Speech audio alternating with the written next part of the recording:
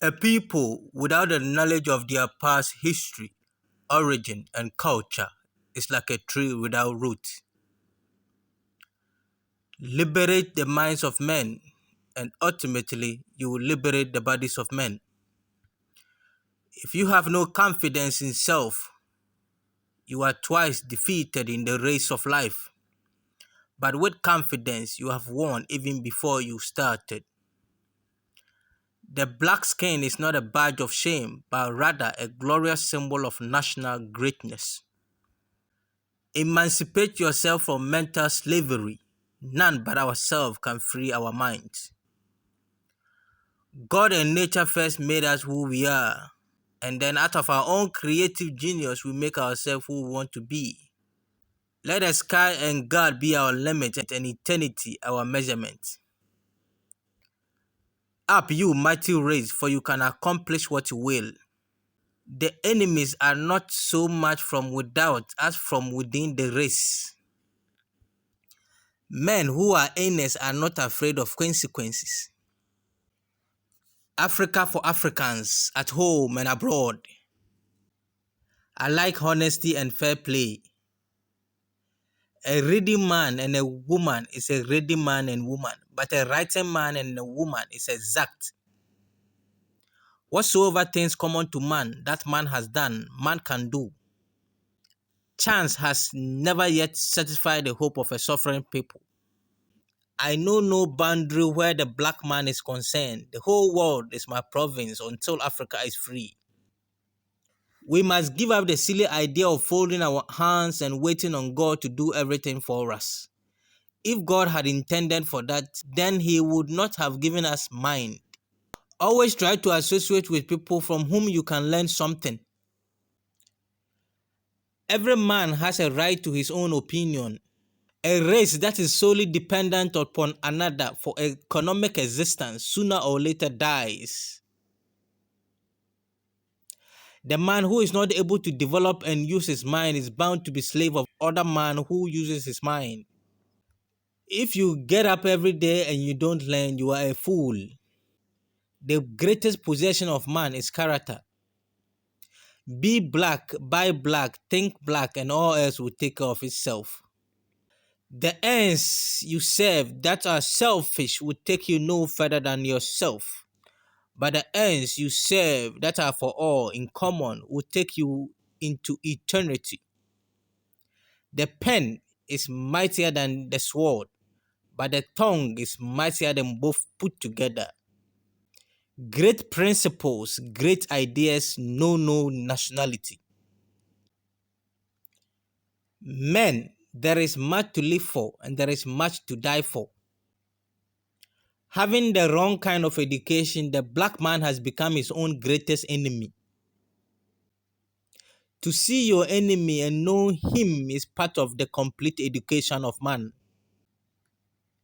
It is human to see everything through one's own spectacles. Your mind is your only ruler, sovereign. The world in which we live today is divided separate groups and distinct nationalities. The great problem of the black man for the past 500 years has been backed up by disunity. History is a guidepost of a race. It is the inspiration for a succeeding generation either to go forward or stand still, either to revenge or be revenged. A race without authority and power is a race without respect. Education is the medium by which a people are prepared for the creation of their own particular civilization and the advancement and glory of their own race. Nationhood is the only means by which modern civilization can completely protect itself. Let Africa be our guiding star, our star of destiny. The power that holds Africa is not divine. The power that holds Africa is human. And it is recognized that whatsoever man has done, man can do. Leadership means everything: pain, blood, and death. The greatest weapon used against the black man is disorganization. Hungry men have no respect for law, authority, or human life. If the black man is not careful, he will drink in all the poison of the modern civilization and die from the effect of it. Why should we be discouraged if somebody laughs at us today? Who is to tell what tomorrow will bring forth? Let sentiment and cross opinion go to the wind. And once people are in concept of themselves, determined to use their mind, you do not know to what extent they can go. There shall be no solution to this race problem until you yourself strike the blow for liberty. Never forget that intelligence rules the world and ignorance carries the burden. Take advantage of every opportunity. Where there is none, make it for yourself. I like honesty and fair play. Let us not try to be the best or worst of others, but let us make the effort to be the best of ourselves. Those of us with vision cannot desert the race, leaving it to suffer and die. Having the wrong kind of education, the black man has become his own greatest enemy. You can know about any subject under the sun by reading about it. You can only make the best out of life by knowing and understanding it. The race needs men of vision and ability, men of character, and above all, men of honesty, and that is so hard to find. The great problem of the black man for the past 500 years has been backed up by disunity. There is no law compelling other races to stand together. They are brought together by the gentle touch of nature. Man, in the full knowledge of himself, is a superb and a supreme creature of creation. When man becomes possessor of the knowledge of himself, he becomes master of his environment, the captain of his own ship, the director of his own destiny, the accomplisher of his own ends. If you are able to live with the knowledge of yourself and with the greater knowledge of nature, you must know what is good and what is not.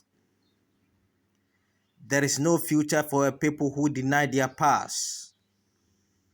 Whatsoever education I acquired, I shall use it for the salvation of the black people of the world. If Africans are created in the image of God and Africans are black, then God must be in some sense be black.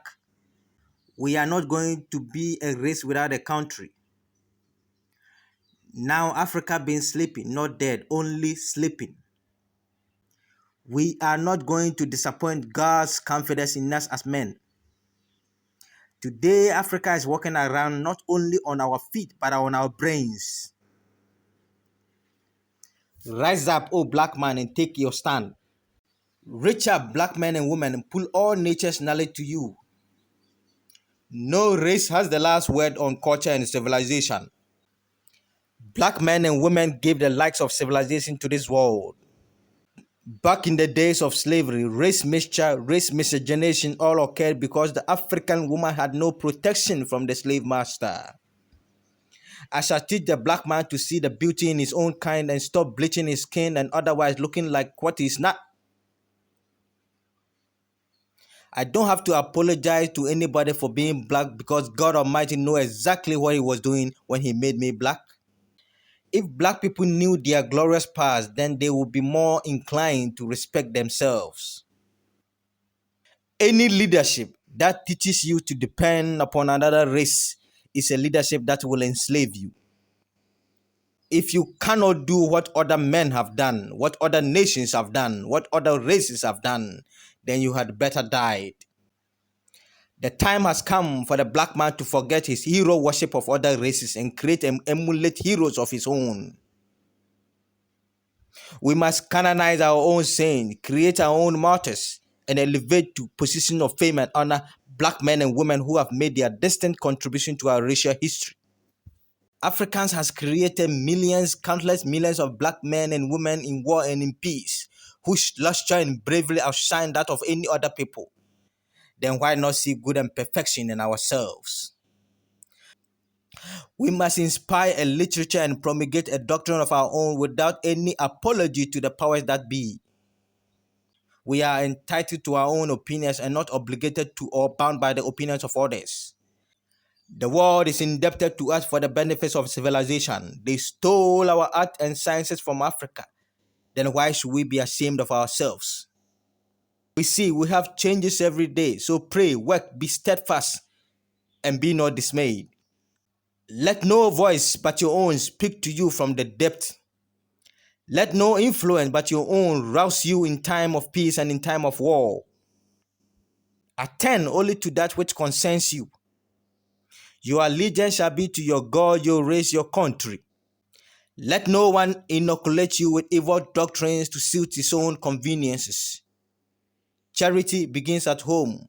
So first be true to yourself, and you cannot live false to no other man.